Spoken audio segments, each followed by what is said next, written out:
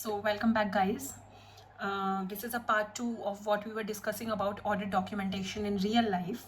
So in the part 1, we discussed how we document lead schedule, how we document test of control, test of detail, walkthrough, RCMs, and inventory count, right?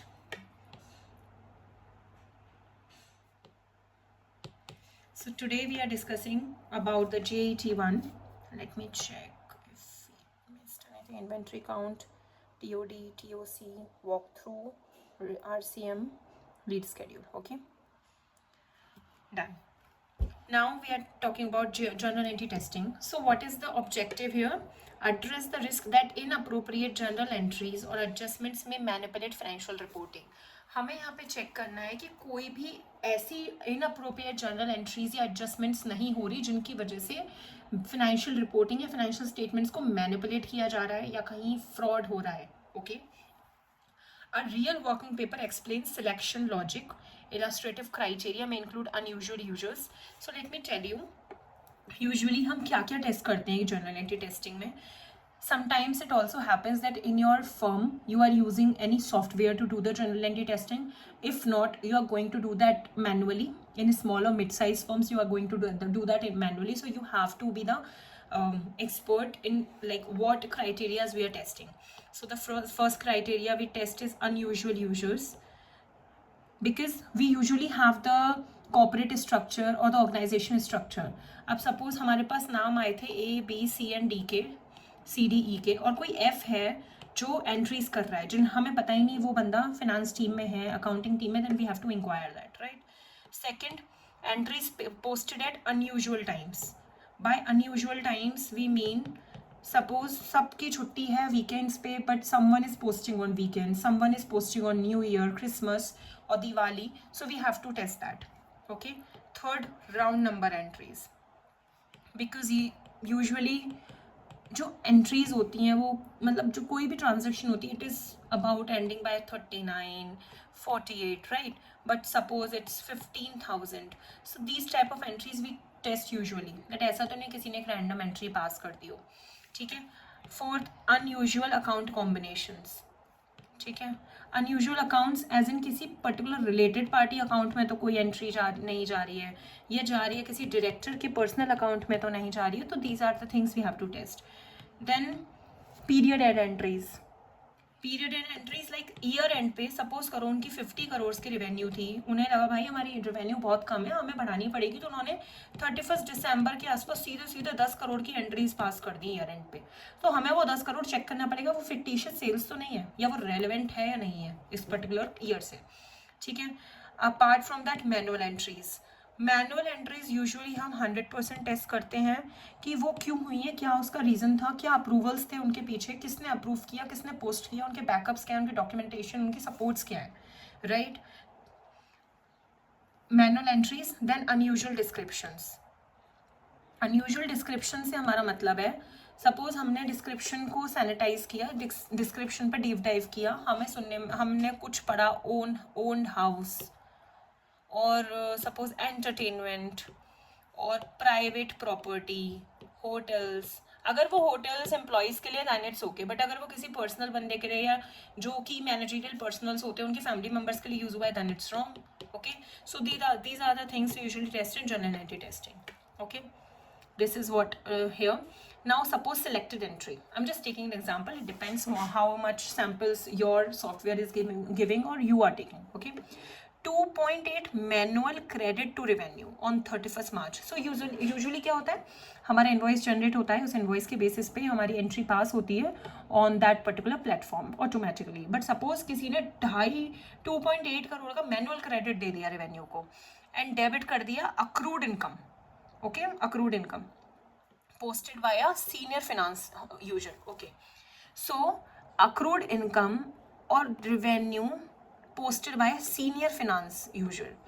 Documentation trail क्या रहेगी? Inspect business रैशनले, किस particular purpose की वजह से ये entry पास की गई, contract and performance evidence, किस पार्टी के संग की गई और क्या उसका कॉन्ट्रैक्ट था और क्या एविडेंस है कि जिस लिए ये रेवेन्यू रिकॉग्नाइज किया है उसके एक्सचेंज में हमने उनको सर्विसेज या गुड्स प्रोवाइड किए हैं, उसका अकाउंटिंग ट्रीटमेंट करेक्ट है या नहीं, रिकॉग्निशन पीरियड करेक्ट है या नहीं, अप्रूवल था या नहीं, रीजन फॉर मैनुअल पोस्टिंग क्यों की गई, ऑटोमेटिक पोस्टिंग क्यों नहीं हुई, whether the entry indicates broader override risk. So these are the things we will check for particular this entry. Okay. Conclusion: contract and delivery evidence did not support recognition by 31st March. Proposed adjustment recorded in the summary of audit differences and implications considered for risk assessment and additional testing. तो हमने अपने delivery evidence के बाद पाया कि it was not supported by for recognition. Okay, then we have proposed adjustment कि भाई इतने से अपना रेवेन्यू आप कम कीजिए, ये हमारी प्रपोज्ड एडजस्टमेंट है. We added it in our summary of audit differences, we noted it down in our risk assessment and we will do the additional testing. So this is how we document our journal entry testing. Okay, now next thing is how review notes. So suppose आपने अपने सारे काम कर लिया, आपने field work कर लिया, आपने प्लानिंग कर लिया, आपने वर्क पेपर्स टेस्टिंग कर लिया, आपने वर्क पेपर्स प्लान कर लिए, प्रिपेयर कर लिए और अपने मैनेजर को रिव्यू के लिए भेजा. What you will do after that?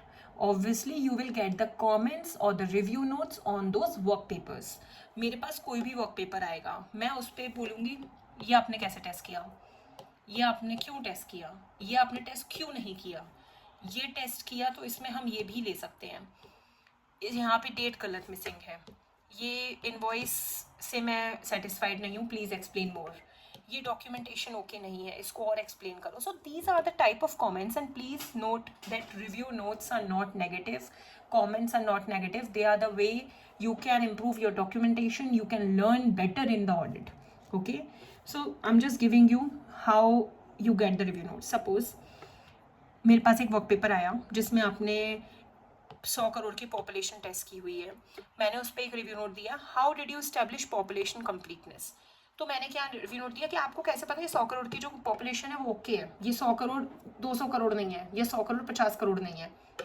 ठीक है, तो what is missing, sample selected from a report without validating a population. मतलब आपने जो पीबीसी यूज किया, जो क्लाइंट ने डिटेल्स दी थी वो यूज किया, जो IPE information produced by entity use किया, उस पर हमने टेस्टिंग नहीं की. तो हमें क्या करना पड़ेगा, पहले इसकी टेस्टिंग करनी पड़ेगी. How to improve document source, parameters, reconciliation, relevant data controls. ये किस में आता है, आईपीई टेस्टिंग में. हम पहले वो टेस्ट करेंगे जो हमें क्लाइंट से मिला है, क्योंकि हमें वो कोई भी डेटा दे रहा है, we can't rely on that. First we have to test what they are giving to us, is it reliable, can we rely on them, can we extract the samples from them, then only we'll proceed. Okay, next, why is this assertion relevant. Suppose आप stock check कर रहे थे, आपने उसमें assertions लिखा कि मैं check कर रहा हूँ एग्जिस्टेंस, वैल्यूएशन, एक्यूरेसी. ठीक है, तो मैं ये पूछ सकती हूँ भाई तुमने ये एक्यूरेसी क्यों ली है, एक्यूरेसी तो लिंक मतलब इतनी इंपॉर्टेंट नहीं है, मत लो. तो what is missing, procedure and risk are not linked. अगर आपको लगता है एक्यूरेसी इंपॉर्टेंट है तो उसके अगेंस्ट आपने क्या प्रोसीजर्स किए हैं, प्लीज़ वो डॉक्यूमेंट करो. आपको ऐसे कौन से रिस्क लगे कि वो आपको असर्शन टेस्ट करनी पड़ी, आप वो मेंशन करो. ठीक है, then state the specific misstatement scenario in assertion. आपको ये आप कैसे इंप्रूव करोगे, आपको डॉक्यूमेंट करना पड़ेगा कि क्या आपको मिस स्टेटमेंट मिला जिसकी वजह से आपने वो असर्शन टेस्ट करा. Right, next thing is what happened to the exception. Suppose करो आपने 5 सैंपल्स टेस्ट करे जिनमें डिफरेंसेस आए और उन डिफरेंसेस का टोटल था 10,000. ओके, तो उस पर मैं क्या रिव्यू नोट दे सकती हूँ, what happened to the exception. अभी 10,000 का क्या करना है. ठीक है, आप ये भी कर सकते हो कि पहले इस 10,000 को एक्स्ट्रापोलेट करोगे. एक्स्ट्रापोलेट मतलब अगर मैंने 100 करोड़ में से 25 करोड़ के सैंपल्स टेस्ट करें, मतलब हमारे को 10 सैंपल मिले थे जिनकी वैल्यू है 25 करोड़ और उसमें हमने 10,000 का डिफॉल्ट पाया, तो पहले मैं इस 10,000 को एक्स्ट्रापोलेट करूंगी कि अगर 10 आइटम्स पे 25 करोड़ पे 10,000 का डिफरेंस है तो 100 करोड़ पे कितने का डिफरेंस होगा. ठीक है, फिर मैं चेक करूंगी कि वो हमारे परफॉर्मेंस मटीरियलिटी से ऊपर तो नहीं है. तो क्या मिसिंग है यहाँ पे, एक्सेप्शन नोटेड बट अनरिजॉल्व्ड. आपने ये तो बता दिया 10,000 का डिफरेंस है, बट उसके आगे क्या, अगर वो एक्स्ट्रापोलेट होके बिलो पीएम है तो उसको मेंशन करो कि it is below PM, no further procedures required. अगर वो पीएम से ऊपर है then you have to add it in your summary of audit differences. So this is how it works. So now how will you improve it. document investigation, evidence, impact and conclusion. Okay, next, conclusion not supported. Suppose आपने सब कुछ कर लिया अपने work paper में, आपने conclusion नहीं लिखा. व्हेन आई आस्क्ड यू कि कंक्लूजन लिखना, ऑब्जेक्टिव लिखना is very important in your work paper, कि क्यों आप ये कर रहे हैं और करने के बाद क्या पाया. ठीक है, conclusion not supported. What is wrong here? Evidence conflicts with final wording. Suppose आपने कंक्लूजन में लिख लिया everything is fairly stated. Okay, but ऊपर आपने टेस्ट करा हुआ है और उसमें 10 करोड़ का डिफरेंस है, तो obviously it's not matching up ना. या फिर ऊपर कोई टेस्टिंग में डिफरेंस नहीं है, it is all clear, but आपने नीचे लिखा हुआ है we find misstatements. Maybe पिछले साल के वर्क पेपर में ऐसा हो, आपने रोल फॉरवर्ड करते समय अपडेट ना किया हो, तो यहाँ पे भी मिसमैच हो रहा है, तो आपको ये भी चेक करना होता है. You have to revise conclusion और perform additional work. Right now आपने सपोज करो ये 10 सैम्पल्स चेक करे थे, आपने उनके लिए सपोर्टिंग डॉक्यूमेंट्स लिए, उनमें से कोई एक्सेल शीट है या कोई एक पीडीएफ है जो इनवॉइस नहीं है, आप कोई अदर सपोर्ट चेक कर रहे हो. तो इनवॉइसेस के लिए तो हम देख सकते हैं कि उसमें कस्टमर नेम सब कुछ आ जाता है, किस कस्टमर को आप दे रहे हो, क्या कर रहे हो. बट कोई पर्टिकुलर अगर एविडेंस जो क्लाइंट ने दिया है जिसमें कुछ भी मेंशन नहीं है, then you have to inquire about that thing in your from your client, and you I can just ask who provided this evidence and when. Okay, so what is missing here? Source is missing, timing unclear, how to improve, record source, data and nature of evidence. Okay, so this is how review notes looks like in real life. Also you will get these type of review notes. Okay, and you have to improve these review notes, then only you can be a good auditor. Okay, next thing we are going to check is weak versus strong documentation. So as we are already discussing about the strong documentation, I'll just let you know what is weak, what is strong. Okay, suppose आपने अपने procedures में लिख दिया we checked sales invoices. Is it enough? Is it better or this is better? For selected revenue items, agreed invoice amount to approved order and dispatch evidence, compared dispatch date with ledger reconciliation date, inspected subsequent cancellation or return status where relevant and documented exceptions. Obviously this is good. Obviously. Now control working fine. अब बस इतना लिख दोगे control working fine? नहीं ना. What you can see, for selected occurrences across the period, we inspected reviewer sign off and follow up of exceptions. One delayed review was identified and evaluated. Okay, good. Next, no issues noted. Is it okay? Or you can mention no exceptions were identified from the procedures performed for selected items. Results support the stated objectives, state subject to the scope and selection approach documented. Last one, discussed with management. Instead of this, what you can say, inquired of financial controller, and here you can add the name also.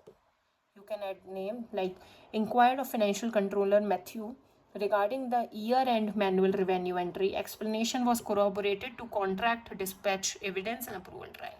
So this is how we can improve our documentation. Okay.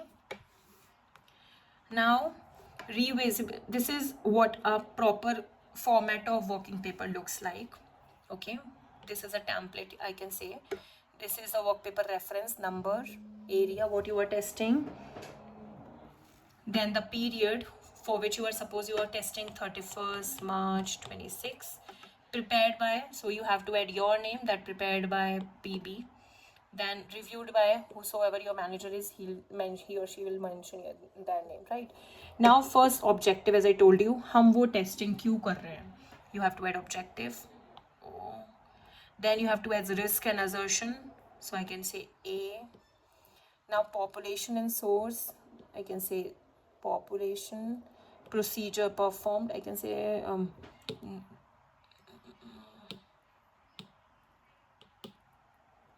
for this I can say S. For procedure performed I can say P. Evidence obtained E. Results and exceptions R. Conclusion C. अब आप इसका कोई भी mnemonic बना सकते हो. OASPERC. Caspro. So these are the things you have to be there in your audit work paper. Caspro. This is a mnemonic, Caspro. Okay. if all these items are in your work paper, it will be a quality work paper for you. Okay, the last thing, final sign off checkout list. तो आप obviously अपना work paper देने से पहले अपने work paper को check करना कि क्या मैंने वो सब चीज़ें की हैं जो एक आइडियल वर्क पेपर में होनी चाहिए, ऑब्जेक्टिव क्लियर है या नहीं, रिस्क स्पेसिफिकली मेंशन्ड है करेक्ट असर्शन के साथ, पॉपुलेशन क्लियरली बताई है सोर्स डॉक्यूमेंटेड के साथ, can another experienced auditor understand exactly what was done. तो हमने क्या सारे प्रोसीजर्स मेंशन किए हैं कि अगर मेरे अलावा इस वर्क पेपर को कोई पढ़े तो वो बता पाए कि उसमें क्या हुआ है। Is evidence identified clearly enough to support the work? Are exceptions visible and fully resolved? Does the conclusion follow from the evidence?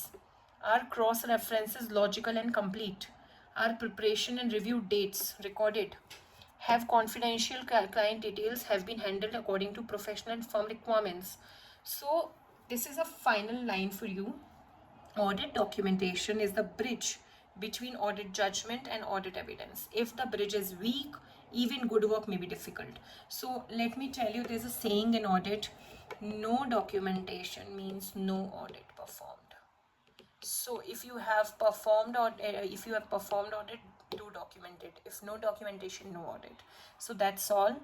This was the practical audit concepts for the real life audit working papers, audit documentation.